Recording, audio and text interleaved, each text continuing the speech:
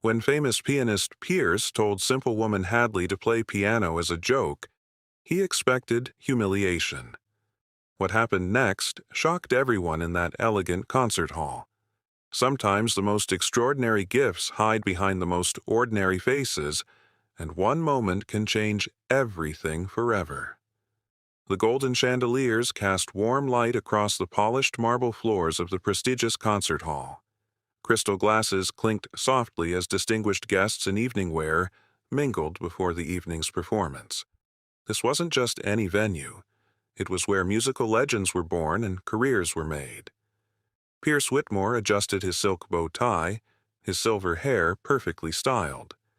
At 52, he commanded respect wherever classical music was appreciated. Tonight's recital would be another triumph, another standing ovation to add to his collection. The program featured Chopin's most challenging pieces, child's play for someone of his caliber. "Mr. Whitmore, everything's prepared for your performance," came a soft voice behind him. He turned to see a young woman in simple work clothes, cream-colored sweater, modest gray skirt, blonde hair pulled back in a practical ponytail. Her name tag read Hadley. She was one of the venue's staff, probably early 30s, with calloused hands that spoke of honest work. "Thank you," Pierce replied dismissively, barely glancing at her. He'd grown accustomed to being surrounded by admirers, donors, and fellow musicians. Staff members were merely part of the backdrop. Hadley quietly moved between the guests, ensuring water glasses were filled and programs were distributed. She'd worked at the concert hall for 3 years, arriving early each morning to clean the grand piano, dust the seats, and prepare the space for performances that transported audiences to another world. She loved these evenings, though she always remained invisible. Something about the music that filled these walls stirred her soul in ways she couldn't explain. Sometimes, when the hall was empty, she'd run her fingers across the piano keys, imagining what it would feel like to create such beauty. Pierce noticed her again as she carefully polished a smudge from the piano's surface. Her touch was gentle, reverent, almost as if the instrument were sacred to her. How amusing! Did she actually think she understood the complexity of what he did? "Careful there," he said with a condescending smile. "That piano's worth more than most people's houses." Hadley looked up, startled. "Yes, sir. I know how precious it is." "I'm sure you do," Pierce chuckled, turning back to his admirers. The audience began taking their seats, excitement buzzing through the air. Pierce's performances were legendary, technically flawless, emotionally powerful. Tonight promised to be extraordinary. But as Hadley took her position at the back of the hall, neither she nor Pierce could have imagined how this evening would unfold. Sometimes fate has plans that exceed our wildest expectations, and tonight it was about to teach everyone present a lesson they'd never forget. The lights dimmed, and Pierce walked confidently toward the stage. Pierce's fingers danced across the keys with the precision of a master craftsman. Chopin's Ballade. Number 1 flowed from the piano like liquid gold, each note perfectly placed, each phrase sculpted with years of technical training. The audience sat mesmerized, transported by his undeniable skill. From her position near the back wall, Hadley closed her eyes and let the music wash over her. She knew this piece. Every crescendo, every delicate passage, every thunderous climax. In her mind, she could see the story the music told. Love, loss, triumph, and heartbreak all woven together in Chopin's genius. Her fingers moved unconsciously, following along with Pierce's performance. She'd listened to this ballad hundreds of times, studying every recording she could find in the public library. Music had been her escape, her sanctuary, ever since. "Magnificent, isn't it?" whispered Mrs. Henderson, one of the venue's major donors, to her companion. "Pierce is simply incomparable." There's no one alive who can interpret Chopin like he can." Pierce finished the ballad to thunderous applause. He stood, bowed gracefully, and basked in the adoration. This was his element. The spotlight, the reverence, the knowledge that he possessed something rare and precious that others could only admire from afar. "For my next piece," Pierce announced, his voice carrying easily through the hall, "I'll perform Chopin's Etude Opus 10. 10. Number 4, one of the most technically demanding pieces in the classical repertoire." Hadley's breath caught. She knew this etude intimately, its lightning-fast passages, its emotional intensity, its reputation for breaking even accomplished pianists. She'd dreamed of playing it herself, though she'd never dared attempt it on a real piano. Pierce's performance was flawless, as expected. His hands moved like hummingbird wings, navigating the treacherous passages with ease. The audience was spellbound, hanging on every note. But as he played, Pierce noticed something that irritated him. That cleaning woman, Hadley, was still standing there, and her face showed an expression he found presumptuous.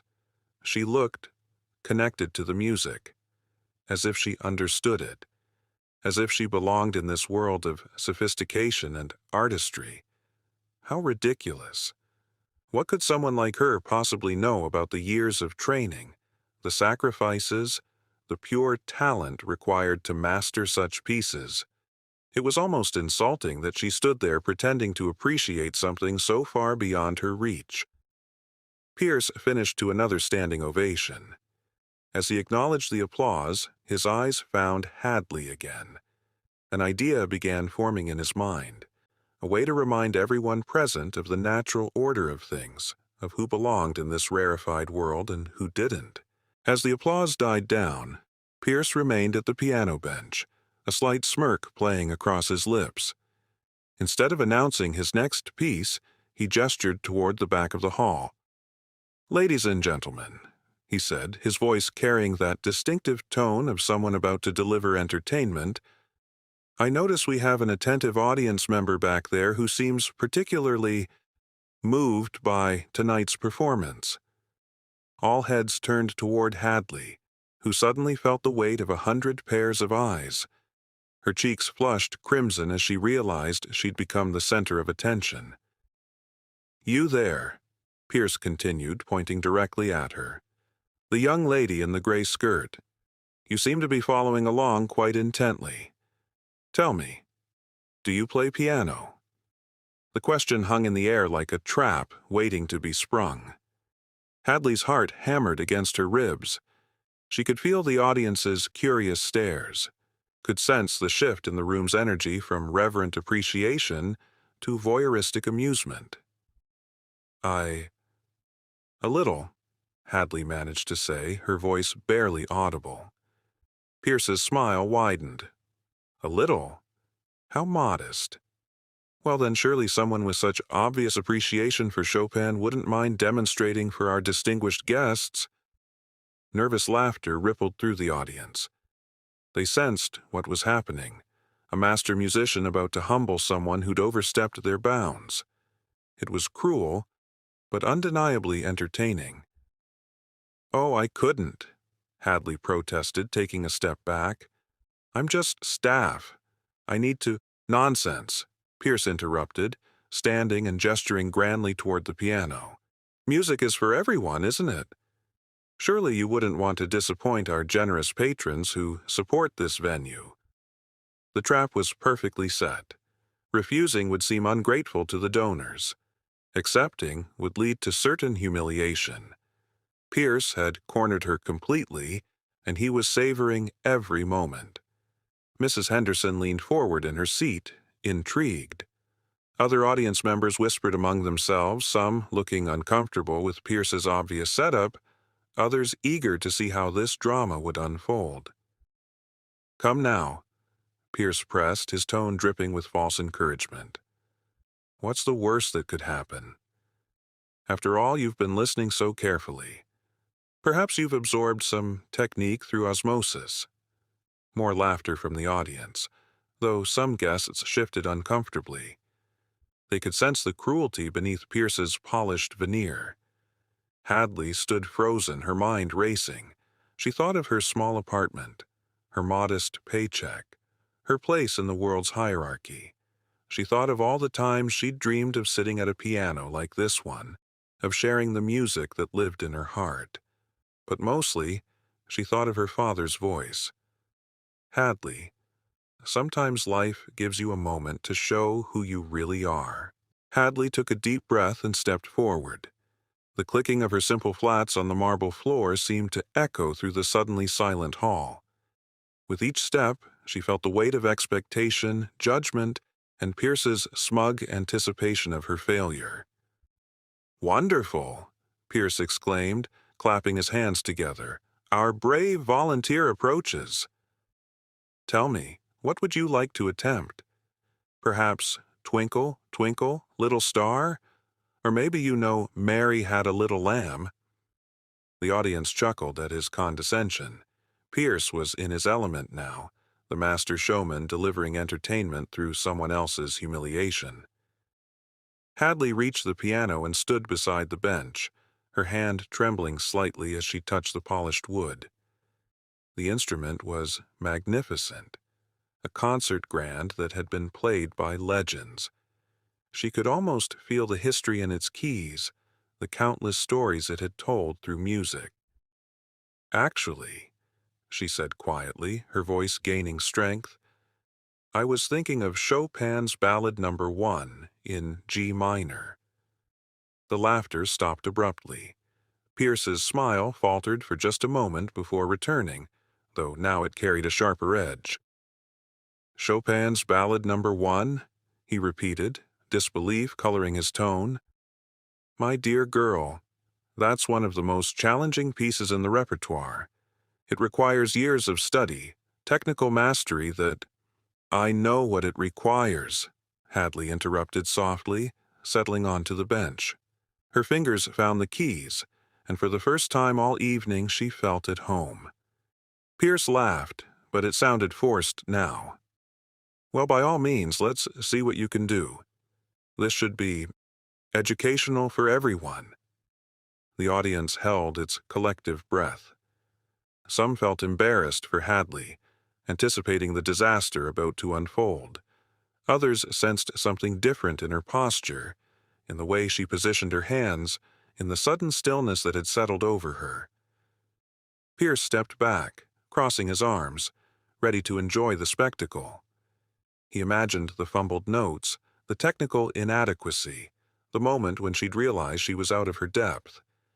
Then he'd graciously step in, perhaps offer some gentle correction, and restore the proper order of things. "Whenever you're ready," he said with exaggerated courtesy.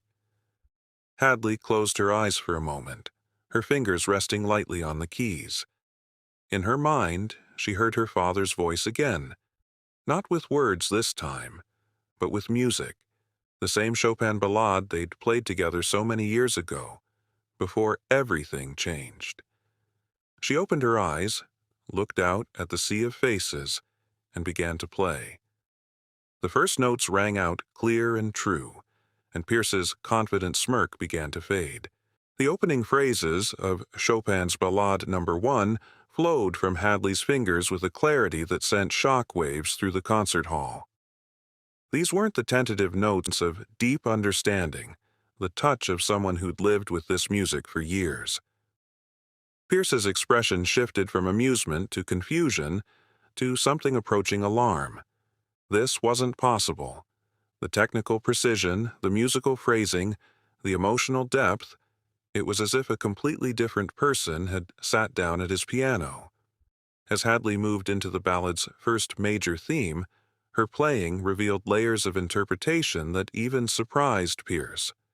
She found nuances in Chopin's writing that he'd never considered, brought out inner voices that painted the melody in entirely new colors. The audience sat transfixed. Mrs. Henderson's mouth hung slightly open. Other guests leaned forward in their seats, no longer witnessing a humiliation but experiencing something extraordinary and unexpected. Hadley's fingers navigated the treacherous middle section with breathtaking ease. The rapid passages that challenged even accomplished pianists seemed to flow naturally from her hands.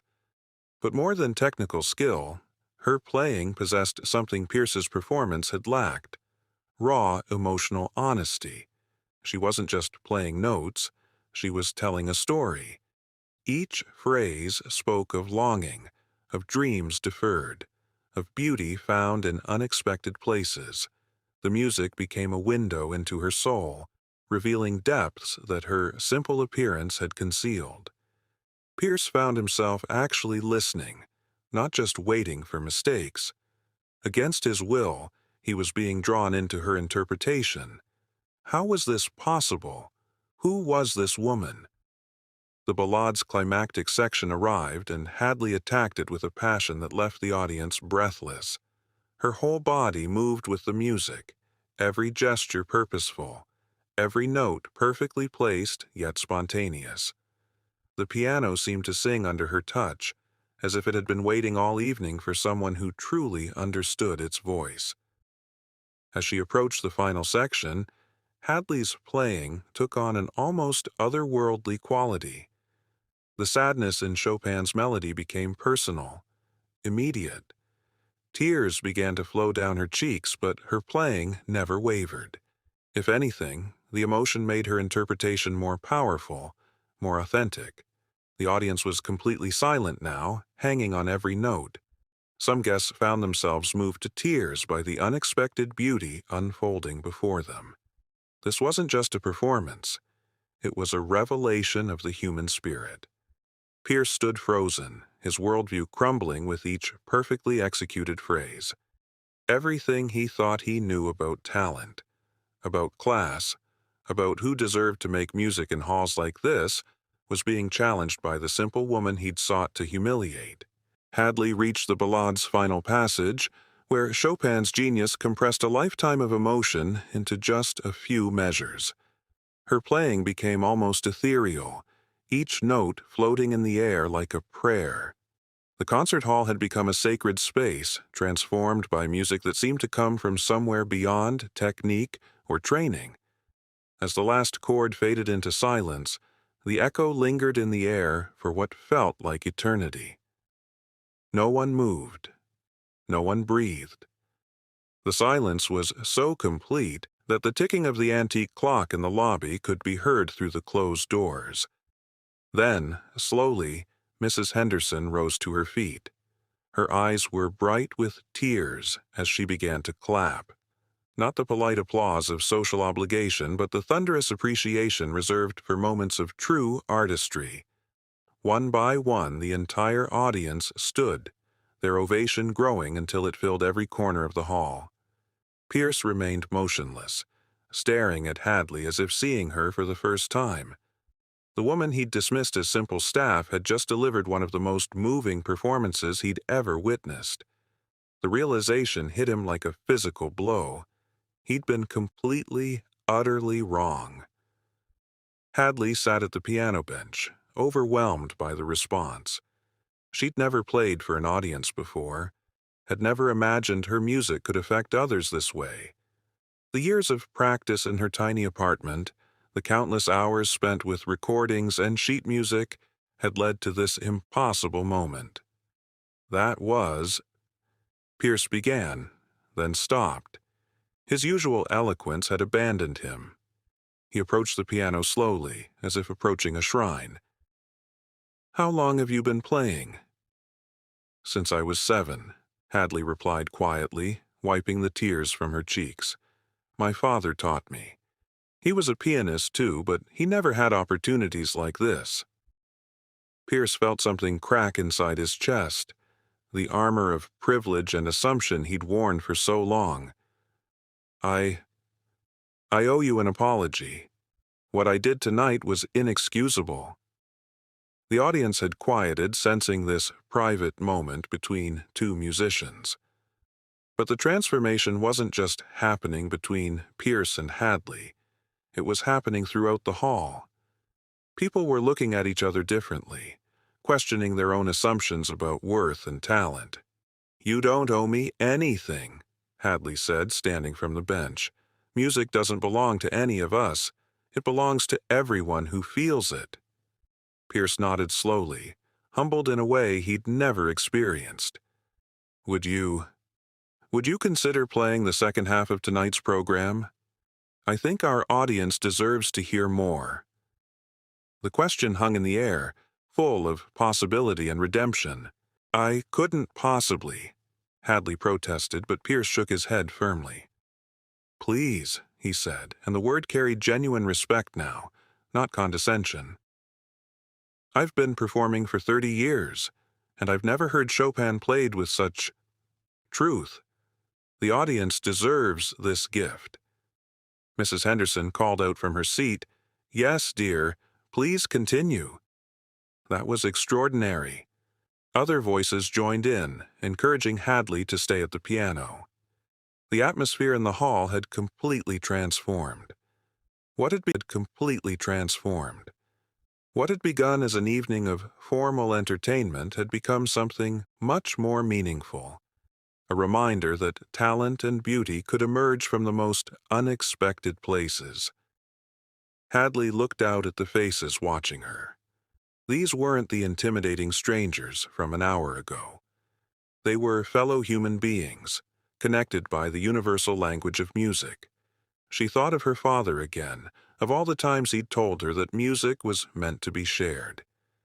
"Perhaps one more piece," she said softly.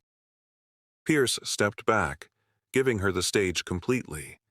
This was her moment now, and he understood that his role was simply to witness it. Hadley chose Chopin's Nocturne in E-flat major, a piece that had comforted her through many difficult nights. As she began to play, the hall once again filled with magic. This performance was different from the ballade, gentler, more intimate, like a lullaby sung by someone who understood sorrow and hope in equal measure. In the audience, people began to reflect on their own lives. Mrs. Henderson thought about the housekeeper she barely acknowledged, wondering what hidden talents and dreams might be living behind that familiar, invisible face. A businessman remembered his own abandoned musical aspirations. A society matron questioned why she'd never looked beyond someone's social status to see their true worth. Pierce listened with growing amazement and something deeper, genuine admiration. Hadley wasn't just technically proficient. She was an artist in the truest sense. She made him remember why he'd fallen in love with music in the first place, before fame and recognition had complicated everything. As the nocturne drew to a close, Pierce made a decision that would change both their lives. When the final note faded and the audience erupted in another standing ovation, he stepped forward and took Hadley's hand. "Ladies and gentlemen," he announced, his voice carrying a humility that hadn't been there before. "Tonight you've witnessed something rare, the emergence of a true artist. Hadley has reminded us all that music isn't about pedigree or prestige. It's about the courage to share what lives in your heart." The ovation continued, but now it was celebration rather than mere appreciation. 6 months later, Hadley walked across the same marble floors of the concert hall, but everything had changed. Tonight, her name was printed on the program in elegant script: Hadley Morrison Piano.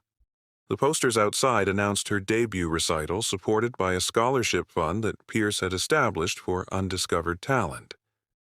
Mrs. Henderson approached, beaming with pride. "My dear, I can hardly believe this is the same young woman who was cleaning our glasses just 6 months ago." "I'm still the same person," Hadley replied with a smile. "I just have a bigger piano now." Pierce appeared at her side, no longer the arrogant performer of that memorable evening. His encounter with Hadley had humbled him profoundly, leading him to establish a foundation that sought out overlooked musical talent in unexpected places. Tonight, he would serve as her page-turner, a role reversal that symbolized his transformation. "Nervous?" he asked. "Terrified," Hadley admitted, "but also grateful. If you hadn't challenged me that night. If I hadn't been a complete fool, you mean, Pierce corrected. I almost let my arrogance destroy something beautiful. I'm still learning to be better. The hall was sold out tonight, word having spread about the cleaning lady who'd stunned an audience with her extraordinary gift. But the crowd wasn't here for spectacle. They came seeking the authentic emotion that had moved them so deeply months ago. As Hadley took her place at the piano, she thought about the journey that had brought her here. Her father's early death had ended her musical education abruptly, forcing her to work whatever job she could find. For years, she'd believed that part of her life was over forever. But dreams, she'd learned, never truly die. They wait patiently for the right moment to resurface, for someone to believe in them again, even if that someone is yourself. The lights dimmed, and Hadley began her recital with the same Chopin ballade that had started everything. But tonight, she played it not as a challenge or a revelation, but as a celebration of second chances and the courage to be seen for who you truly are. In the audience, Pierce listened with tears in his eyes. He'd spent his career being technically perfect, but Hadley had taught him that music's greatest power came from its ability to connect human hearts. She'd given him a gift that night, the chance to remember his own humanity. As the final notes rang out and the audience rose in appreciation, one truth echoed through the hall. Sometimes the most beautiful music comes from the most unexpected places, played by hands that have known both struggle and hope. What did you think of Hadley's incredible journey? Have you ever encountered hidden talent in unexpected places? Share your thoughts in the comments below. I love hearing your stories. If this tale of second chances and unexpected gifts moved you, please subscribe and hit that notification bell.